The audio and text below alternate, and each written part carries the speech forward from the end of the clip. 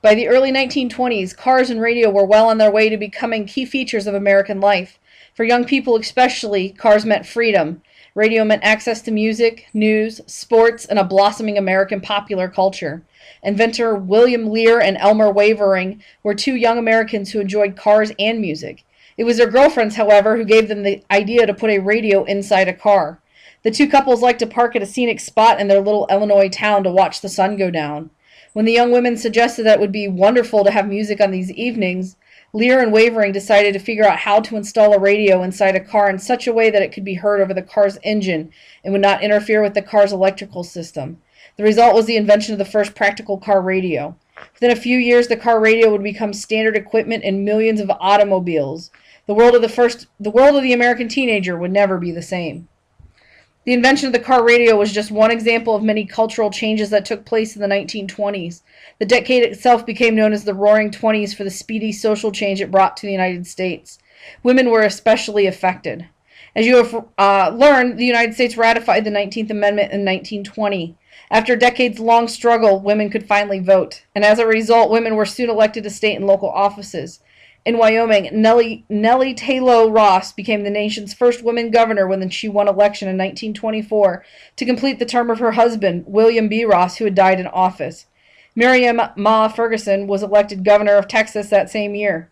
In general, however, women voters did not make their presence felt at the ballot box and bring about sweeping changes at the national government, as some advocates for women's suffrage had expected. In fact, women in the 1920s tended to vote as much as their husbands, fathers, or other men in their lives voted. As a result, they did not yet represent a unique group of voters with a distinct point of view. American women also saw changes in their workplace roles during the 1920s. While many women had taken jobs outside the home during World War I, most lost those wartime jobs when the troops returned to the United States. During the economic boom of the 1920s, however, women again joined the workforce in large numbers. They filled a greater range of jobs than ever before. Still, nearly all women in the workforce held jobs in a handful of the lowest-paying professions, including nurses, teachers, and domestic servants. Also, the 1920s, Americans began attending college in greater numbers than ever before. Many of the new students were women from middle and upper-class families. In part because of these changing opportunities for women, the 1920s brought about a shift in many people's attitudes concerning the relationship between men and women. The basic rules that define proper female behavior were beginning to change. American women did continue to have primary responsibility for caring for the home and children, and most still depended on men for financial support. An increasing number sought a greater sense of equality in their relationship with men. One popular image that reflects many of the changes affecting women in the 1920s is the flapper. The term refers to young women of the era who defied traditional ideas of proper dress and behavior. Flappers shocked society by chopping off their hair, raising their hemlines, wearing makeup, smoking cigarettes, drinking alcohol, and going dancing at nightclubs. Not all flappers did all of these things, of course. The new mode of dress, however, was particularly popular among rebellious girls. In general, the term flapper suggested a certain lifestyle of great independence and freedom. As writer Dorothy Parker slyly noted about the modern woman, she's not what Grandma used to be. Although flappers become a symbol of the 1920s, they were hardly representative of all women of their time. Not all American women were flappers. In fact, many parts of the United States, including small towns and rural areas, women merely read about flappers in magazines.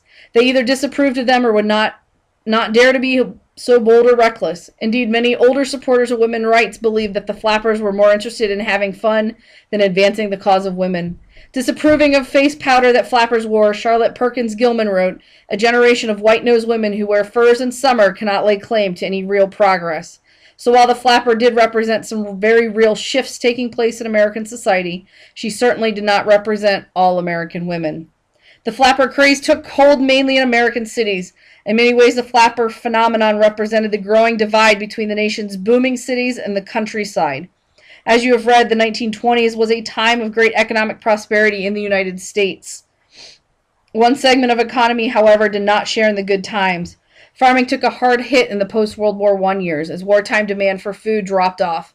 Hard times in agriculture contributed to a loss of rural population as people sought jobs in the cities. The 1920s consensus showed that for the first time ever, more Americans lived in urban areas than in rural areas. 3/4 of all workers worked somewhere other than a farm. The rise of the automobile also helped shift the geographic borderline between rural and urban America.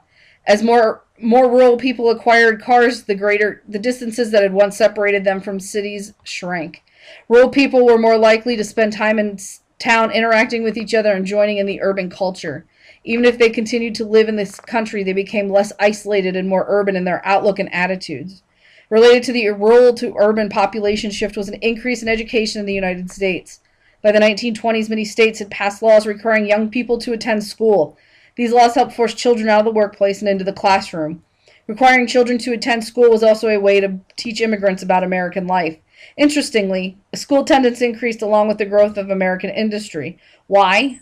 As American industry grew, the earnings of American workers also rose. More families could afford to send their children to school instead of sending them to the textile mills and other factories. As a result, high school and college enrollment increased. Okay, so what I need you to do now is head back over to ClassJump.com and answer the question, how were women's roles changing in the 1920s, and explain your answer.